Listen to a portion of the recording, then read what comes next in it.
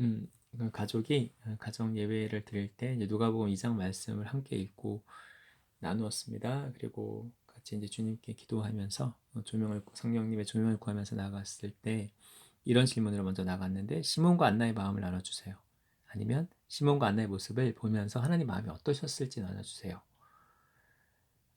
이들이 하나님의 때를 정확히 알았던 건 아닌 것 같고 하나님 마음을 알았던 것 같습니다. 그래서 하나님이 침묵하시지 않고 이스라엘을 위로하시고 구원할 자를 주실 것을 알고 있었기 때문에 기다릴 수 있었던, 그래서 당하지 않았고 거부하지 않았고 기다렸고 기뻐했다. 이제 이런 감동을 주셨는데, 근데 이들의 반응에 대한, 이런 모습에 대한 하나님 마음이 어떠셨을지 저는 이제 궁금해서, 이들을 보시면서 주님 어떠셨어요? 라고 묻고 나아갔을 때 하나님 주신 감동은, 하나님 마음을 알고 때를 정확히 알지 못하지만 주실 걸 알고 기다리는 사람들을 통해서 하나님이 이를 이루고 행하신다, 이렇게 좀 비추셨습니다.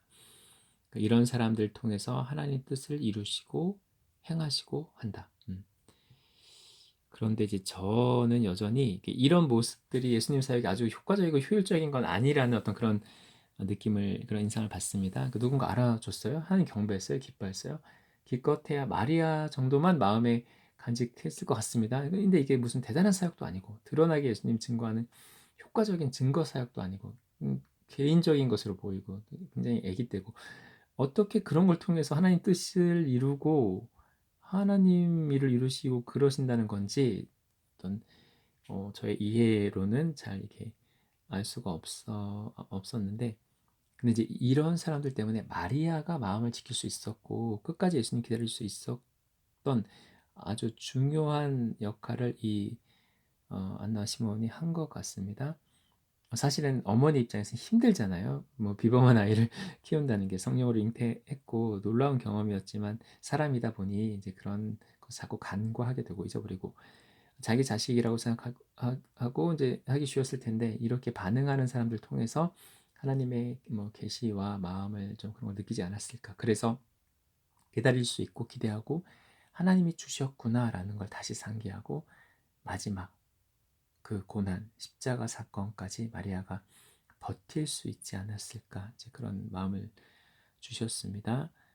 예수님 고난 받으실 때 그 채찍질 십자가, 그때가 엄마로서 가장 힘들었을 텐데, 마음 지키기 너무 어려웠을 텐데, 그리고 그것은 그런 어머니의 마음을 아는, 그 마리아의 마음을 아는 예수님에게도 이것은 너무나 힘든 일이었을 텐데, 마리아가 이제 이러한 경험을 통해서 마음이 좀 준비가 되는, 이런 안나 시몬의 이런 반응은 큰 위로와 힘이 되었을 것 같습니다. 그래도 저는 여전히 이제 하나님께 묻게 되죠. 저같이 연약한 사람은 그게 무슨 의미가 있냐고. 어차피 마리아가 마음을 지키든 못 지키든 그 십자가 고난의 시간은 뭐 지나갈 거고, 마음 지키느냐 못 지키느냐 뭐 그건 어차피 정도의 문제인 거지, 사역적으로 그게 뭐 이게 효과성과 관계가 없잖아요 라고 제가 주님께 물었을 때, 주님의 하신 말씀은, 하나님이 혼자 하실 수 있지만 하나님 일하시는 방식이 혼자 하시지 않고 사람과 함께 사람을 통해서 하시기 때문에 마음 지키는 게 굉장히 중요하다. 하나님이 사람의 마음을 마음대로 조정하고 움직이는 게 아니라 인격적인 분이시기 때문에 같은 마음을 품고 같이 행하기 원하신다. 그래서 사실 마리아가 혼인잔치 때도 예수님께 부탁도 하고 하나님의 아들이라는, 하나님 주신 아들이라는 그런 생각을 갖고 있었기 때문에, 또 예수님 허용하시고 기다려주고 인내하고 이제 그랬기 때문에 예수님도 사역을 잘 감당하실 수 있었던 거 아닌가라는 그런 느낌. 그러니까 예수님의 이런 사건들이 부모의 마음을 준비시키신 그런 부분을 저희들에게 자꾸 보이셨습니다. 그러면 이제 이 누가복음 2장에서 중요한 것은 부모의 마음을 준비시키신 거라고 그렇게 봐도 되는지 묻게 되죠. 우리는 사실 일의 효율성, 효과성, 사역, 많은 사람들에게 증거되고 전도되고 돌아오고 하는 나라 확장, 이런 것에 관심이 가지, 핵심적인 이 가시적인 눈에 보이는 부분들만 주목하지, 그 과정 중에서 그 일을 감당하고 십자가를 지는 주위 사람들의 마음의 어려움 별로 신경 안 쓰는데, 어, 그런데 우리의 마음을 그렇게 중요하게 여기시는, 그럼 누가복음 2장을 마음을 준비시키시는, 부모의 마음을 준비시키시는 하나님으로 봐도 되는 거죠. 하나님은 그렇게 우리의 마음에 신경을 쓰시는 분이십니까?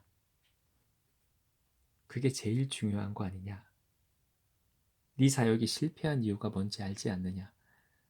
너 혼자 잘났다고, 혼자 고상한 척하면서, 혼자 고결한 척하면서 혼자 한 거 아니냐? 그래서 무너진 거고, 내가 무너뜨린 거고, 그래서 실패한 거다. 동역하는 자들이 그 사역을 이해하고 같은 마음으로 함께 하지 않으면 아무 의미 없다. 너희와 나는 동역자의 관계가 아니냐. 내가 홀로 하는 것이 아니라 내가 너희와 함께하는 그 과정을 귀하게 여기는 것을 알지 못하느냐. 동역하는 것을 성경을 통해서 내가 보인 것이다. 예수님의 사역과 사도행전 그 이후의 사역, 성령과 동행하는 것, 나와 함께하는 것, 그럴 때 그 열매가 어떠한지를 내가 보인 것이다. 함께하는 이의 마음을 억지로 구할 수 없다. 그리고 처음부터 다 맞춰갈 수도 없다. 그러나 같은 마음으로 함께하는 것이 가장 중요하다. 그것이 끝까지 안 된다면 그 사역은 나에게 의미가 없다. 저의 이 말씀 묵상과 어, 사고 흐름, 게 생각과 전혀 다르게 주님이 좀 어떤 것에 신경을 쓰시는지 굉장히 좀 깜짝 놀라게 되는 어떤 그런 하나님과의 교제의 시간이었습니다.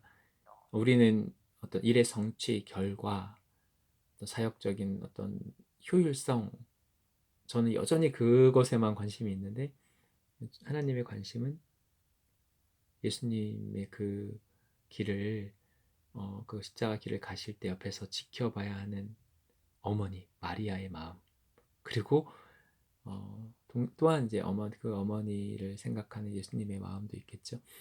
어쨌든 주님은 함께하는 이들의 그 마음이 준비되고 마음이 합하여지고, 그렇게 제가 보았을 때 주변적 인물들로 여겨지는 그들의 마음이 그렇게 주님께는 중요하구나.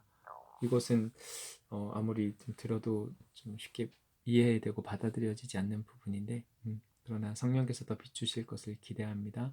하나님이 얼마나 우리 한 사람 한 사람 귀하게 여기시고 존중하시고 우리의 마음을 얼마나 귀하게 보시는지, 다른 그 무엇보다, 어떤 사역보다, 성취보다, 어떤 결과보다 이 과정 중에 우리의 마음이 상하지 않고 우리의 마음이 하나님 마음과 같아져서 준비되고 마음이 영글고 마음이 합하여지는 것을 기다리시고 기뻐하시는 하나님이심을 보게 됩니다.